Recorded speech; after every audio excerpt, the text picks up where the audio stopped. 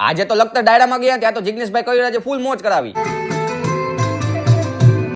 તો શું કે મિત્ર, મોજમાં અચાનક જવાનું થયું લખતર ઉમાધામ, કેમ કે ત્યાં ઉમિયા માતાજીની પ્રાણ પ્રતિષ્ઠા હતી. પછી પપ્પા અને ઘનશ્યામ દાદા સાથે આપણે નીકળી ગયા હતા લખતર જવા માટે. ફાઇનલી પહોંચી ગયા આપણે લખતર ને આવી ગયા આપણે ઉમાધામ. અને અત્યારે ભવ્ય ડાયરાનો કાર્યક્રમ રાખવામાં આવ્યો હતો. ઓહો, પબ્લિક તો ઘણું બધું છે. આવી ગયા ઉમા અન્નપૂર્ણા ભવન પાસે, ત્યાં વસ્તુ ઉતારી નીકળી ગયા હતા આપણે ડાયરામાં જવા માટે. આવ્યા છીએ તો ડાયરાની મોજ તો લેતા જઈએ. થોડીક વાર આપણે નીચે બેઠા, પછી ઉમાધામના પ્રમુખ હસમુખભાઈ એટલે કે ઘોઘા દાદાએ પછી આપણને સ્ટેજ ઉપર બેસાડી દીધા. અને કલાકારની વાત કરું તો બિરજુ બારોટ, જિગ્નેશ કવિરાજ ને ભૂપતભાઈ માલધારી. ત્યાં તો જિગ્નેશભાઈ કવિરાજે બધાને જોરદાર મોજ કરાવી. અને કેટલા જણા આપણો લખતર થી વિડીયો જોયો તો કમેન્ટ કરી દીજો, એટલે મને ખબર પડે કે લખતર થી આપણો કેટલા વિડીયો જોવે. અને ઘોઘા દાદા, પપ્પા અને ઘનશ્યામ દાદા આવી ગયા હતા પછી પૈસા ઉડાડવા. ડાયરામાં ફૂલ મોજ આવી ગઈ. પૈસા એટલા બધા ઉડ્યા કે ઘડીક તો એવું લાગ્યું કે મારા ઉપર ઉડાડે.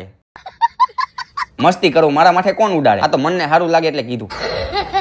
તો હાલો હવે થોડીક ડાયરાની મોજ તમે કરી લ્યો.